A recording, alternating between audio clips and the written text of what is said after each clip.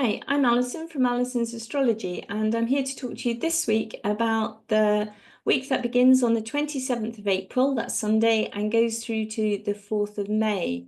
And so we have, first of all, the new moon up today, and that happens today on the 27th. And in the UK, it's at 20:31 this evening, at just before 8 degrees of Taurus. So that's great, a good start to the week, a nice new moon. And it's coming less than a day, actually, after that Mars-Pluto opposition, which was the last in the cycle. We've had 3 Mars-Pluto oppositions. I've talked about it quite a bit, which began last November. And this perfected this time across the Leo-Aquarius axis of identity at 3 degrees 46. So if this touch planets or angles in your chart, especially if you have any of planets or angles around 2 to 5 degrees of the fixed signs, Taurus, Leo, Scorpio, or Aquarius, you'll have really felt this. But I actually think this has been such a strong opposition that you'll feel it if you have planets or angles around those degrees of any of the signs, in fact, because it'll be making some kind of aspect.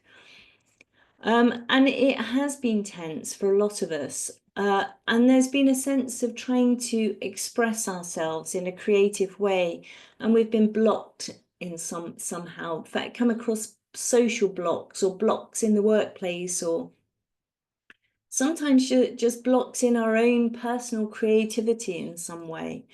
And now maybe as that's finally kind of moved on, and that happened last night, then we may have just come to a decision about how we're going to go ahead and how we're going to manage the situation. And that decision can symbolize a release as well. It's a freedom. There's a freedom in having made a decision and decided, right, this is how it's going to be. This is what I'm going to do. Sometimes it's about having had to cope with something in a situation as well. So all that kind of thing. Anyway, now moving on, we've got the new moon and a new seed, then the beginning of a new cycle. And we're emerging now from a difficult time. So the theme really is to embrace the renewal of this new moon, because you might remember that the last new moon was in Aries and it was a solar eclipse. So that wasn't easy for lots of people. For some people, it may have heralded new beginnings. So that's great. But I do know that it wasn't easy for a lot of people. And this is a chance to reboot. It's the middle of spring. The world's beautiful in the Northern Hemisphere, at least, and everywhere everything's kind of coming into new life. So spring is symbolically a time for letting go of the past, however attached to it we may have been, and for looking ahead. So Taurus as well, we're in the sign of Taurus. It's about living in the present. It's a sensual sign. It's a fixed sign. It's really rooted in the landscape. And it's about appreciating the world around us. It's stable, it's practical, and it offers us qualities of patience and stability. Sees things through, things that it's begun. It has that persistence to it. And its message is to do, just do something. Not in the just do it way of kind of, Nike and Aries and all that kind of thing, but just do. Keep doing. Keep living, keep paying attention, keep being present, and keep being grounded in our bodies. And Taurus speaks to us of land, nature, finances, our senses. Taurus loves luxury too. It loves healthy foods, it loves bubble baths, things like that. And it loves our planet. It loves being in the planet, gardening, just kind of being with our fingers there in the earth. And these are the things that this moon asks us to pay attention to. So the new moon is ruled by Venus in Pisces. Taurus is ruled by Venus, beauty, desire. And in Pisces, Venus is strong, but she's been through a bit of a reality check with Saturn, and she might be feeling a bit bruised. But her dreams and her values are still intact. And it just may require a bit of that Taurus patience now before they come true. Taurus plays a long game, so it's worth remembering that. And let's have a look at the chart actually and just see how that plays out. See if I can just share that. There we are. Okay, so great. So here we are. So this is where we are actually just at the moment as I'm recording this, and I'm going to move that through so we can look at a few hours time as the new moon. Oh, yeah, nearly there. That's this evening. Okay, so there it is, just as this, just at the end of that 8 degrees of 7 degrees of Taurus was the new moon. So there we are. And then we can see Venus still in Pisces here, although she's been through the mill a bit with Saturn. So Venus is about the feminine, of course, within all of us, what we desire, what we value. So with this Taurus new moon, it's about embracing this renewal in a practical, stable, patient way, I think. It's a great time to start budgeting, putting money aside for a rainy day. That's a real Taurus thing, good with finances. And there might be a new project as well to do with land or finances. Well, sometimes Taurus can be about the body as well, actually, the body that we live in. And so it could be about beginning a new phase that keeps us more grounded and centered in our physical selves. We all live in our heads a bit these days, don't we? But that living in the real world can make an actual difference. So pay attention to it, look after it, listen to what your body needs, because your body belongs to you. And if you've been under pressure in any areas, then this is time to hold your ground, apply the Taurus patience, and just start renewing gently from within yourself.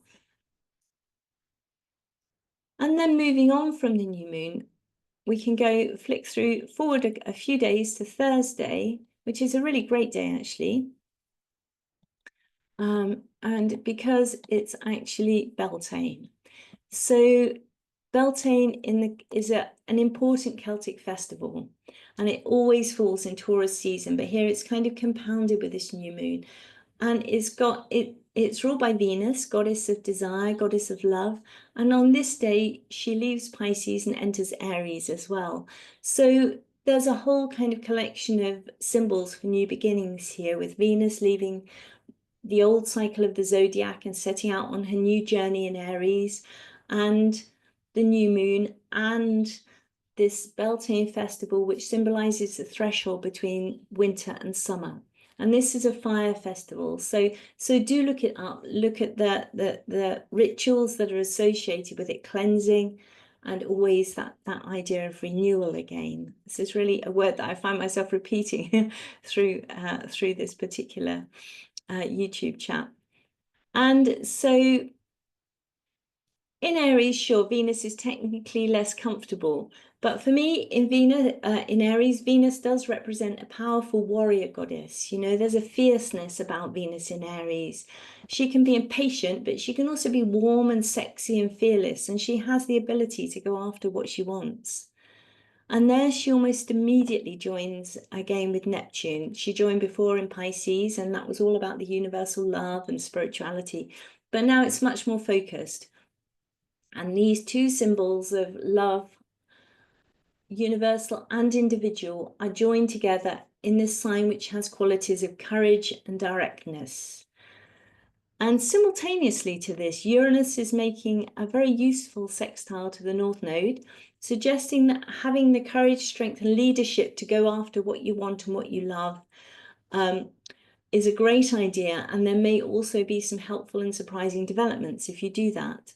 So have a look and see where those early degrees of Aries fall in your chart, and also the 26th degree of Taurus or Pisces, and see what these kind of connect to for you, or where they fall. And that's maybe the area that you'll be looking at activating in a sense.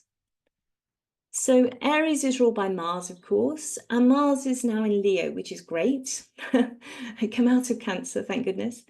And Mars is actually also just about back to his pre-retrograde spot of 6 degrees, 10 minutes of Leo. And so he's moving out of his shadow. He's finally being able to express himself now. We are finally becoming able to express ourselves.